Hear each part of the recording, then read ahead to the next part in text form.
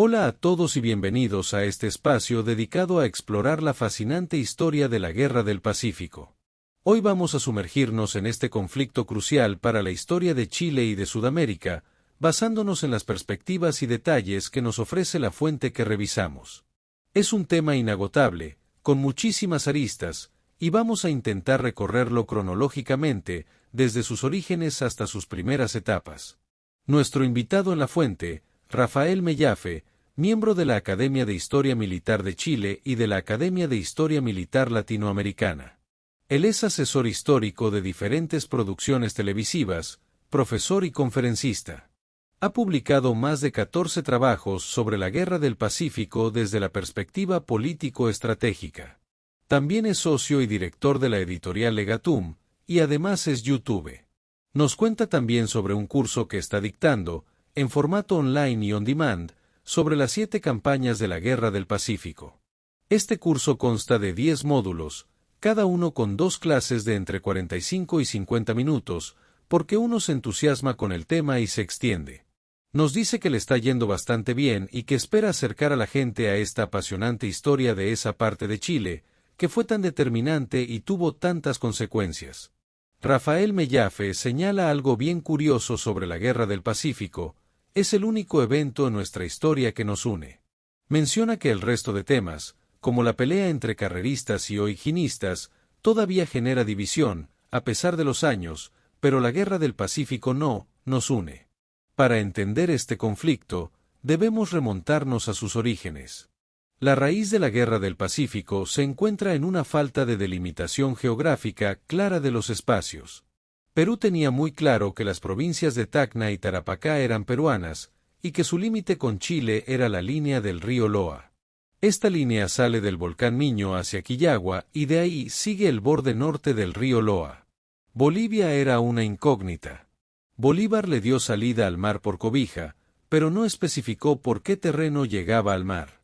Por su parte, las constituciones chilenas, desde la de 1823 hasta la de 1833, decían que Chile limitaba al norte con el despoblado de Atacama.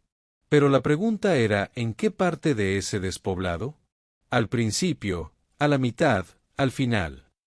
En este despoblado, que además no tenía ningún valor para la economía colonial, la situación comenzó a cambiar con el descubrimiento del guano. En 1843, el presidente chileno Manuel Bulnes, vencedor de Yungay, envió una expedición al sur, tomando el estrecho de Magallanes. Y al norte, se mandó otra expedición. Chile declaró entonces que limitaba al norte en el paralelo 23. Para tener una idea, el paralelo 23 pasa más o menos por Mejillones.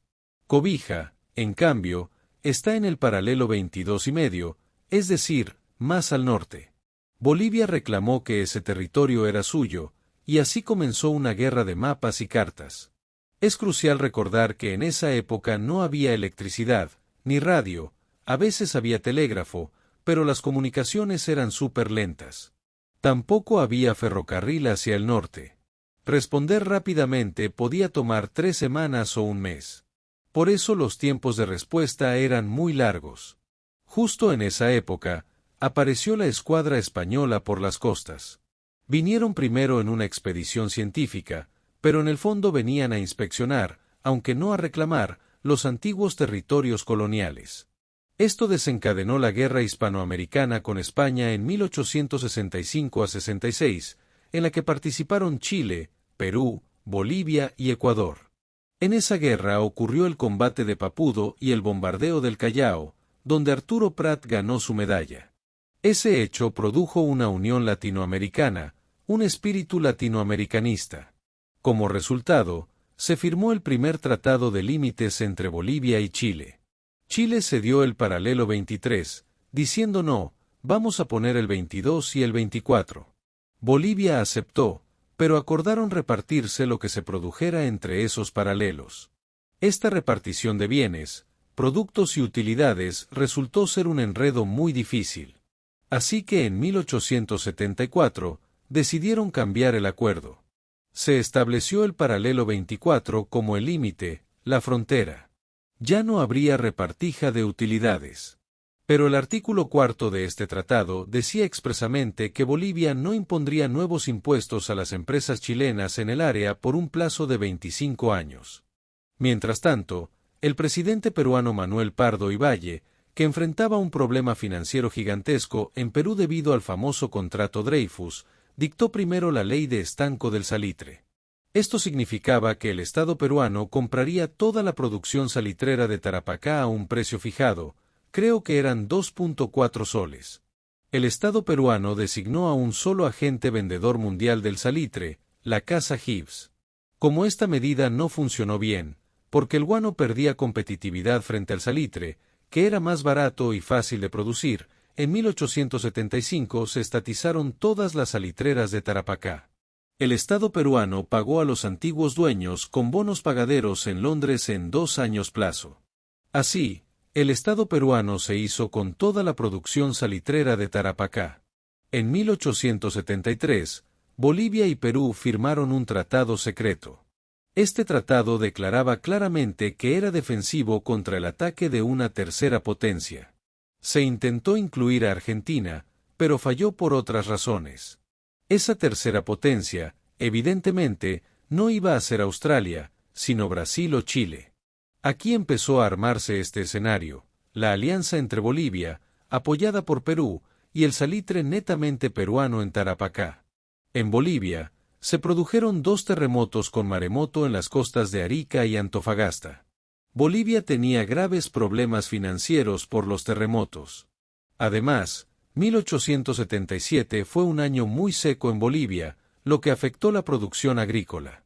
En este contexto, el 14 de febrero de 1878, el gobierno boliviano dictó una ley que gravaba con 10 centavos de boliviano el quintal de salitre exportado. Un quintal son 46 kilogramos. Esto iba absolutamente en contra de lo estipulado y ratificado en el artículo cuarto del Tratado de 1874. Era una violación directa del tratado. Aquí es donde entramos en el tema de los mitos, que son súper entretenidos. Existe una idea muy difundida, básicamente en Bolivia y en Chile, de que la Guerra del Pacífico fue impulsada por los empresarios. Como la Compañía de Salitres y Ferrocarril de Antofagasta era chilena, funcionaba en Antofagasta, y se le iba a aplicar este impuesto de 10 centavos, por supuesto que los empresarios, los dueños de la empresa, estaban reclamando. Se dice que ellos habrían sido los instigadores. ¿Quiénes eran los dueños? Primero, casas de origen inglés o norteamericano, don Agustín Edwards, y la sucesión Francisco Puelma. Eran personas con un peso específico bastante grande. Había otros accionistas menores o Serie B, donde estaba Rafael Sotomayor, José Saavedra, varios políticos connotados como José Francisco Vergara. Pero la inversión chilena en Antofagasta representaba solo, si la memoria no falla, el 4.7, pasando a fase el 5% del total de la inversión chilena en Bolivia. La inversión chilena en Bolivia estaba en Oruro, en Corocoro, en Huanchaca, en Caracoles. Entonces, ¿cómo se puede explicar que los empresarios fueran a una guerra por salvar el 5% de su inversión, pudiendo perder el 95%? Suena absurdo. De hecho, existen cartas de empresarios, como don Antonio Olillo, que también estaba metido en esto y era director de un banco Edwards que tenía inversiones financieras en un banco en Bolivia. Los mismos dueños de la compañía de salitres participaban también en otras sociedades en Bolivia. Hay cartas de los empresarios chilenos dirigidas al presidente Pinto donde le piden que por favor no se meta en la guerra, porque eso va en contra de sus propios intereses. Ese mito, de reciente creación, es absolutamente falso. Así llegamos al punto en que la tensión empezó a subir. La escalada de la crisis. Hubo una especie de diálogo de sordos entre Bolivia y Chile. Al final, no quedó otra opción que mandar un ultimátum a Bolivia. Se les dijo que si no accedían a una negociación, se haría una acción de fuerza. El 7 de enero de 1879, apareció por Antofagasta el blindado chileno Blanco Encalada. Esto se llamaba la diplomacia del cañonero. Era poner un buque para decir viejo te estoy mirando, vas a hacer lo que yo te digo, porque si no, vamos a tener problemas. Esto fue un mes antes, ahora días antes, del 14 de febrero, día del desembarco. Bolivia declaró nula la ley de impuestos al salitre, pero le rescindió el contrato a la compañía chilena. Es decir, una cosa por la otra. Para el Estado chileno, esto fue una burla de frente. Entonces, se enviaron las tropas. Fueron 200 hombres a desembarcar en Antofagasta. Ese es el punto inicial de la guerra, el punto inicial de la acción bélica. La guerra se declara formalmente después. Como somos tan formales en Chile, tuvimos que sacar una ley con el día oficial para decir que estamos en guerra. En la práctica, la guerra comenzó el 14 de febrero, pero formalmente el 5 de abril. Coincide con la batalla de Maipú. En Chile, ¿alguien se oponía a la guerra? Sí, por supuesto, varios. La discusión previa giraba en torno al reclamo de la compañía de salitre por el impuesto. Se habían levantado voces en el Partido Liberal diciendo que había que solucionarlo. Pero por otro lado, Bolivia no tenía ninguna intención de ceder. Poco a poco, las fuerzas políticas se fueron alineando en la idea de que no quedaba otra alternativa. No había otra opción que hacer un ejercicio de fuerza, que fue el desembarco. Incluso cuando se produjo el desembarco, Perú hizo una jugada muy estratégica. Envió la misión Lavalle. José Antonio de Lavalle, con su hijo que era el agregado militar y un secretario, vinieron a Chile a intentar mediar entre las partes. Pero ¿cómo se puede mediar si se está asociado con uno de los participantes? Era una situación bastante extraña. En el fondo, lo que quería el presidente peruano Mariano Ignacio Prado era ganar tiempo para poder arreglar sus buques, que estaban en mal estado, y reforzar las guarniciones de Arica, Tacna e Iquique. La misión Lavalle llegó a Chile. El gabinete del presidente Pinto no creyó mucho en esto. No estaba todavía Domingo Santamaría. Pero ya había rumores de que existía este tratado secreto, aunque no se sabía oficialmente. A finales de marzo, el ministro chileno en Lima, don Joaquín Godoy, confrontó al presidente del Perú.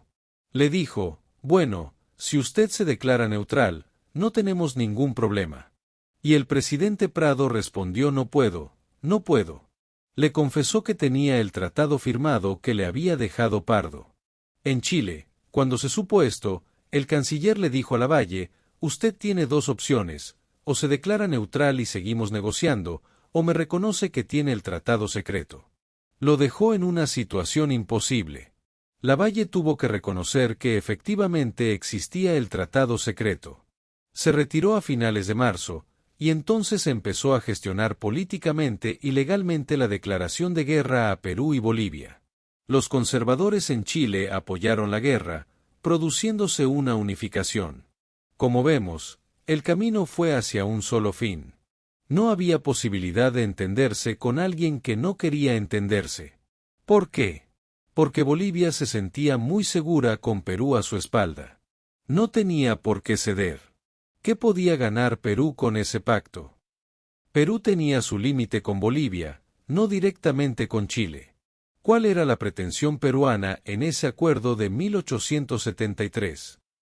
En 1872, se descubrieron las eras del Toco. El Toco es hoy María Elena, estaba sobre Tocopilla, en el interior. Estaba siendo explotada por una sociedad de un señor Pedro López Gama. Pero Bolivia hizo una nueva licitación y se la ganó don Juan Gilberto Meix, hermano de Henry Meix. En 1876, se ganó esa licitación, que eran 5.000 hectáreas o algo similar, una cantidad enorme de territorio. Como Perú tenía el estanco del salitre, Meix traspasó el contrato al gobierno peruano, al Estado peruano. El Estado peruano, al no tener cómo hacer funcionar esas salitreras, contrató a Meix para que las explotara bajo ciertas condiciones. Además, el contrato con Meix establecía que cualquier terreno que cayera en despueble pasaría automáticamente a su contrato. ¿Qué significa despueble? Que una actividad cesa y por tanto se acaba. Cuando el gobierno boliviano cesó la actividad de la Compañía de Salitre y Ferrocarril de Antofagasta, esa compañía quedó en despueble. Por tanto, todos los salares que ellos explotaban, básicamente el Salar del Carmen, pasarían automáticamente a Meix, y de ahí al gobierno peruano. Con eso, Perú quedaría dueño del 100% de la producción salitrera del mundo. Eso era lo que estaban ganando. No tenían una pretensión territorial directa con Chile, ya que tendrían que haber pasado por Bolivia. Pero nos damos cuenta de que la Guerra del Pacífico fue una guerra económica. Como casi el 95% de las guerras del mundo. Se descubrió esta riqueza, y había 3 países frente a un despoblado. Empezaron los conflictos, los intereses privados pasaron a los estados. Y esto, al final, desembocó en la guerra, que duró 5 años, de 1879 a 1884. El primer año de la guerra fue netamente marino, el control del mar. Toda guerra, especialmente en el siglo XIX, se puede dividir en campañas. La campaña tiene una fecha de inicio y prácticamente una fecha de término. Es la misión que el mando político, el presidente, dicta como objetivo político estratégico, y los militares deben cumplirla. La primera misión dictada por el presidente Pinto fue controlar Antofagasta. Esto comenzó el 14 de febrero. Se avanzó y se encontró con el combate de Calama. Aunque antes no se estudiaba así, hoy se considera que eso ya es una campaña militar. Por tanto, la primera campaña es la campaña de Antofagasta, que es la toma y consolidación del territorio y el acopio de gente. Allí se juntaron soldados para ir más al norte. La segunda campaña, que parte casi junto con la primera, es la campaña marítima o campaña naval. Parte el 5 de abril de 1879 con el bloqueo de Iquique. Se pusieron buques en Iquique y se bloqueó el puerto, impidiendo el comercio del salitre. Esos recursos financieros ya no llegaban a Perú, estaban cortados. La campaña naval tuvo varios combates, pero tiene a mi gusto 2 o 3 puntos de inflexión súper importantes. Uno es lo que hoy llamamos la batalla naval del 21 de mayo, por las consecuencias que trajo. Y por supuesto, siendo combates, el combate naval de Iquique. Todos sabemos lo que pasó. Los chilenos por un lado vencimos, David contra Goliat, pero por el otro lado muere el capitán Prat junto con su gente. De los 201 efectivos en la Esmeralda, se salvaron 49. Pero el resultado de ese combate fue un aliciente social. Generó un fervor popular para que los hombres se enrolaran en el ejército, en los batallones cívicos movilizados. ¿Qué eran los batallones cívicos movilizados? Una cosa era el regimiento profesional, primero, tercero, cuarto de línea, etc. Pero cuando se desata la guerra, cada ciudad empieza a formar un batallón, porque cada ciudad quería estar representada. En Santiago se formó el Chacabuco en la Recoleta. En Valparaíso se formó el Lautaro, que pasó a ser regimiento. El Esmeralda también pasó a ser regimiento. Se formaron también el Melipilla, el Valdivia, el Colchagua, y en el norte, el famoso Atacama. ¿Cómo se hacía? Era un cuartel, una casa grande. Afuera había un niño con un tambor que tocaba y llamaba a la gente para que entrara a lo que se llamaba filiarse. Se llamaba filiar porque los hombres hacían fila y se filiaban. Se reclutaba una cierta cantidad, máximo 600 hombres por batallón. Fíjense en un dato curioso, los que sabían leer y escribir pasaban automáticamente a ser suboficiales. Solamente el 22% de la población en Chile de la época sabía leer y escribir. O sea, el 78% era analfabeto. Con esta cualidad entraron personas como Ignacio Carrera Pinto o Arturo Pérez Canto. Eran jóvenes que entraron, y como sabían leer, poco a poco fueron ascendiendo. Se produjo ese fervor popular. Además, hay un dato muy importante. El chileno, hasta el más gañán, tenía conciencia de lo que es patria.